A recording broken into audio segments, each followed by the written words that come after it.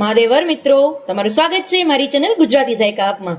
આજે આપણે સ્ટફ ઇડલી બનાવવાના છીએ. હવે જો આ સ્ટફ ઇડલી છે એટલી ડિલિશિયસ લાગશે કે એની સાથે તમારે સંભારની પણ જરૂરત નહીં પડે.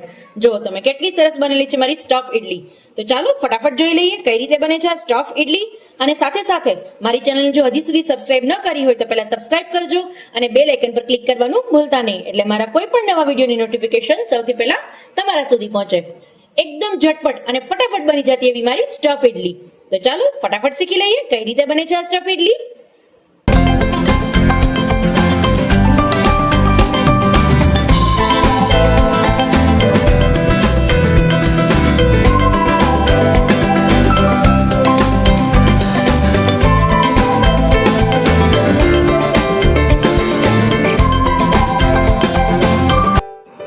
સ્ટફ ઇડલી બનાવવા માટે સૌથી પહેલા મેં અહીંયા 1/2 કિલો જેટલો રવો લીધો છે.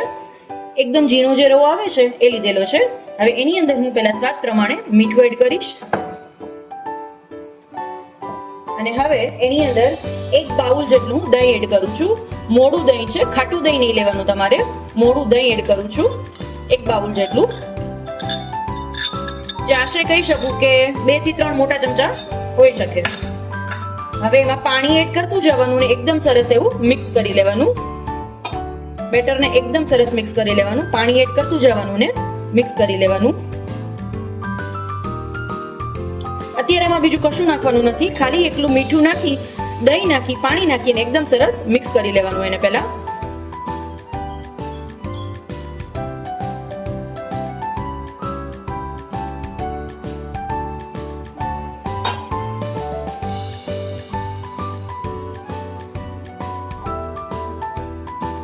એકદમ સરસ આ રીતે મિક્સ કરી લેવાનું પહેલા.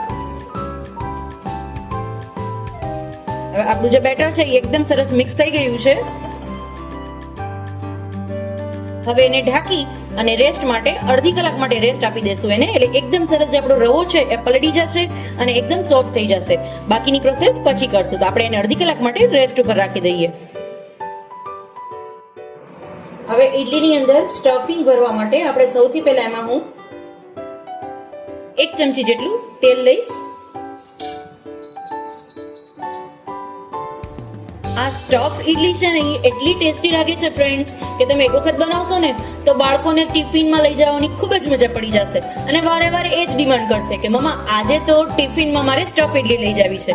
અને સાથે સાથે મજેદાર વાત એ છે કે સ્ટફ ઇડલીની અંદર તમે સ્ટફિંગમાં બાળક જે શાક નથી ખાતું એ બધું શાક તમે એની અંદર એડ કરી શકો છો અને એકદમ ટેસ્ટી ને એકદમ ડિલિશિયસ એવી સ્ટફ ઇડલી બનશે. લુક તો એટલો સરસ આવશે કે તમને એમ થશે કે વાહ, આ કોઈ રેસ્ટોરન્ટમાંથી ઓર્ડર કરી છે. સાથે સાથે ફ્રેન્ડ્સ, જો હજી સુધી મારી ચેનલને સબસ્ક્રાઇબ કરવાનું ભૂલી ગયા હોય અથવા રહી ગયું હોય તો કાંઈ વાંધો નહીં, બટ હવે સબસ્ક્રાઇબ કરી લેજો એટલે આવા અવનવા વિડીયોની નોટિફિકેશન સૌથી પહેલા તમારા સુધી પહોંચે. મારું તેલ છે એકદમ સરસ ગરમ થઈ ગયું છે. એની અંદર હું પહેલા 1 ટીસ્પૂન જેટલું જીરું એડ કરું છું, જેનાથી એનો ટેસ્ટ છે એ એકદમ ડિલિશિયસ આવે છે.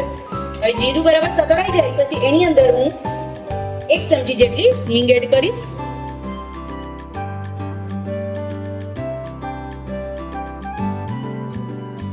અને ત્યારબાદ એની અંદર હું 1 મીડિયમ સાઇઝની મેં ડુંગળી ઝીણી સમારીને લીધેલી છે એને એડ કરીશ. હવે ફ્રેન્ડ્સ, જો તમારે આને જૈન વર્ઝન બનાવવું હોય, મતલબ તમે લસણ ડુંગળી અવોઇડ કરવા માંગતા હો તો પણ એકદમ ડિલિશિયસ એવો ટેસ્ટ આનો આવશે, તો તમે એ અવોઇડ પણ કરી શકો છો. અત્યારે હું એમાં 1 મીડિયમ સાઇઝની ડુંગળી એડ કરું છું. તમારે જો ન ઈચ્છતા હો તો તમારે નહીં કરવાની. હવે એની અંદર હું બાફીને બટેટા મેં મેશ કરીને લીધેલા છે જેને એડ કરીશ. એકદમ સરસ બાફી મેશ કરી અને બટેટાના લીધેલા છે એને એડ કરી દઈશ. હવે એની અંદર બધો આપણે મસાલા કરી લેશું. ફ્રેન્ડ્સ, ડુંગળીને છે ને એકદમ તમારે ચડવા નથી દેવાની. એનું ક્રન્ચીનેસ આવે એના માટે મેં એને સાવ લાઇટલી પિંકિશ થઈ એટલે તરત જ મેં એમાં બટેટા એડ કરી દીધા છે. એકદમ તમારે એને ચડવા નથી દેવાની. આની અંદર 1 ચમચી જેટલી હળદર એડ કરું છું. 1 ચમચી જેટલો કશ્મીરી લાલ મિર્ચ પાવડર એડ કરીશ.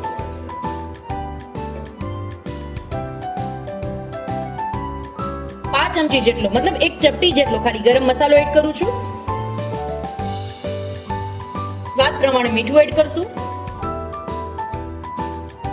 અને હવે આ ચટણી અને ઇડલી જ આપણે ટેસ્ટ કરવાનું છે. સ્ટફ ઇડલી પ્લસ ચટણી એ જ ખાશું. તો સાથે સંભાર તો મિસ લાગે આપણે. સંભાર વગર ઇડલીનો ટેસ્ટ કેવી રીતે આવે? તો આજે આવશે સંભાર વગર સ્ટફ ઇડલીનો ટેસ્ટ. કઈ રીતે? આ સંભાર મસાલો છે, એવરેસ્ટનો સંભાર મસાલો. હવે એક ચમચી જેટલો હું સંભાર મસાલો આની અંદર એડ કરીશ અને આને એકદમ સરસ મિક્સ કરી લેશું આપણે આપણા બધા મસાલાને. ફ્રેન્ડ્સ, આ સ્ટફ ઇડલી તમે જ્યારે ઢોસાની જે આપણે નાળિયેરની ચટણી હોય છે એ ચટણી સાથે તમે ખાલી ઇડલી ખાશો ને તો તમારી બીજી કોઈ વસ્તુની જરૂરત નહીં પડે. અને ટિફિનમાં જો લંચ બોક્સમાં બાળકોને દેશો તો નહીં ઢોળાવાનું કે ઢોળફોડ થવાનું કે કોઈ જાતનો ડર રહે. અને ટેસ્ટ એકદમ સરસ. સંભાર, ઇડલી, ચટણી ત્રણેયનો ટેસ્ટ એકદમ સરસ એવો આપણો સ્ટફિંગ છે એ રેડી થઈ ગયું છે. હવે આપણે એનો ગેસનો ફ્લેમ બંધ કરી દેશું અને એને ઠંડુ થવા માટે 10 મિનિટ રેસ્ટ આપી દેશું. ત્યાં સુધીમાં આપણે આપણી જે ઇડલી બનાવવાની છે એનું બેટર આપણે હાફ એન અવર કમ્પ્લીટ થઈ ગઈ હશે તો એ જોઈ લઈએ. આપણો હાફ એન અવર તો કમ્પ્લીટ થઈ ગઈ છે તો હવે જોઈ લઈએ આપણું બેટર છે એ કેવી કન્સિસ્ટન્સીમાં છે. જુઓ તમે, બધું પાણી છે એ રવો એબ્ઝોર્બ કરી ગયું છે અને એકદમ સરસ સોક પણ થઈ ગયો છે રવો આપણો. હવે આની અંદર હું થોડું અમથું પાણી એડ કરીશ. બરાબર મિક્સ કરી અને આને હવે હું બ્લેન્ડ કરી લઈશ.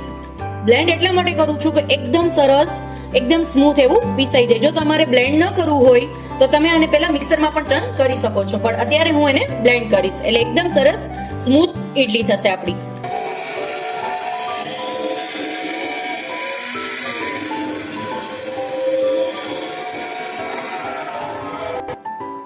મારું બેટર છે એકદમ સરસ બ્લેન્ડ થઈ ગયું છે, તમે જોઈ શકો છો. એકદમ સરસ એની કન્સિસ્ટન્સી આવી ગઈ છે.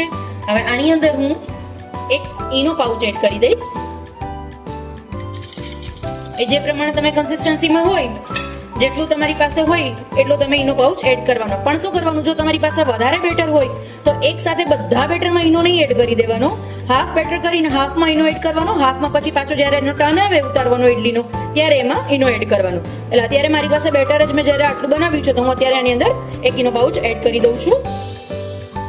અને ફ્રેન્ડ્સ, હું આની અંદર સાજીનો યુઝ એટલામાંથી નથી કરતી બીકોઝ સાજીથી શું થશે, ઇડલી છે એ પ્રોપર માર્કેટ સ્ટાઇલ વ્હાઈટ નહીં બને, થોડીક યલો કલર ઉપર થશે, યલો થોડો કલર એનો પકડશે.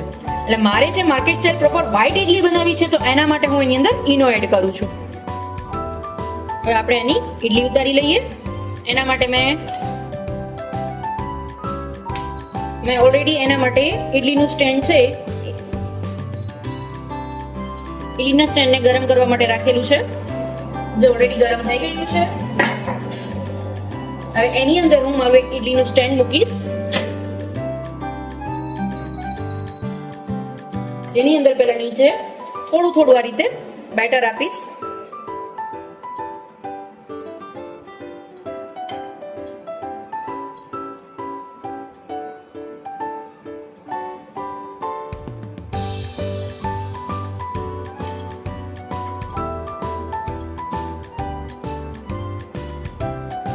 બહુ આખું ફિલ નથી કરી દેવાનું, થોડું બેટર આપવાનું તમારે ખાલી લાઇટલી.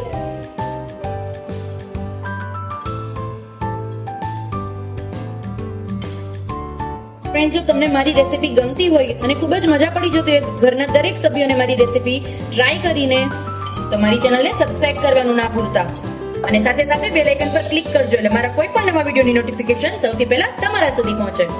હવે જે મારો સ્ટફિંગ રેડી કરેલું હતું એને આ રીતે નાના ગોળ ટિક્કી જેવું વાળી લઈશ અને આ રીતે સેન્ટરમાં બધામાં ફિલ કરી આપીશ.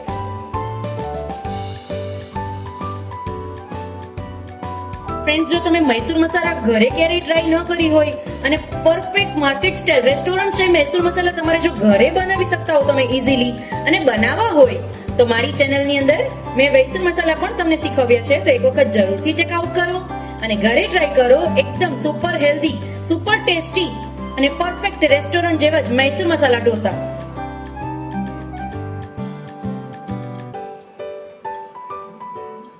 આ રીતે બધામાં પહેલા આ રીતે ટીકી મૂકી લેવાની. ફરી પાછું એની ઉપર આપણે બેટર આપશું ઇડલીનું.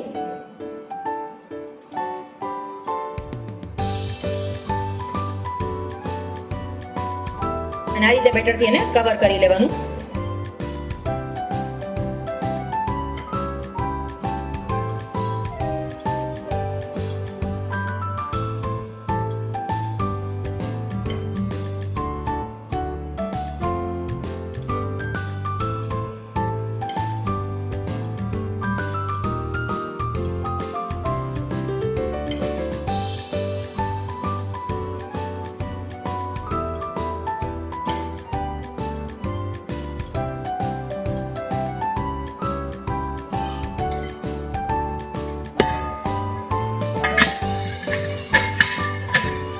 હવે એને હું 10 મિનિટ માટે હાઈ ફ્લેમ પર કૂક થવા દઈશ. આપણે ચેક કરી લઈએ આપણી ઈડલી એકદમ સરસ થઈ ગઈ છે કે નહીં. વાવ, જુઓ તમે કેટલી સરસ એકદમ ફૂલી અને ફ્લફી એવી આપણી ઈડલી બનીને રેડી થઈ ગઈ છે. હવે આપણે એને બહાર કાઢી લેશું. હવે આપણે એને સર્વ કરી લેશું. સૌથી પહેલા મારી નાળિયેરની ચટણી જે મેં બનાવીને રાખેલી છે એને એડ કરશો. હવે નાળિયેરની ચટણી કઈ રીતે બને છે તમારે જો એ શીખવું હોય તો મારા મૈસૂર મસાલા ઢોસા વિડીયોની અંદર મેં શીખવેલું છે કે નાળિયેરની ચટણી કઈ રીતે બને છે, સંભાર કઈ રીતે બને છે, અને સાથે સાથે સુપર ડિલિશિયસ એવો મૈસૂર મસાલા ઢોસા પણ તમે કઈ રીતે બનાવી શકો છો. તમને ઇડલી બતાવી દઉં. જુઓ તમે કેટલી સરસ એવી આપણી ઇડલી એકદમ સોફ્ટ. જુઓ તમે એકદમ સોફ્ટ એવી આપણી ઈડલી બનીને રેડી થઈ ગઈ છે. જુઓ આ સ્ટફ ઈડલી છે આપણી. હવે આપણે એને સર્વ કરશું. તમને એક ઈડલી હું પીસ કરીને પણ બતાવી દઈશ. જુઓ તમે તમારી સ્ટફ ઈડલી છે એ એકદમ સરસ રેડી છે,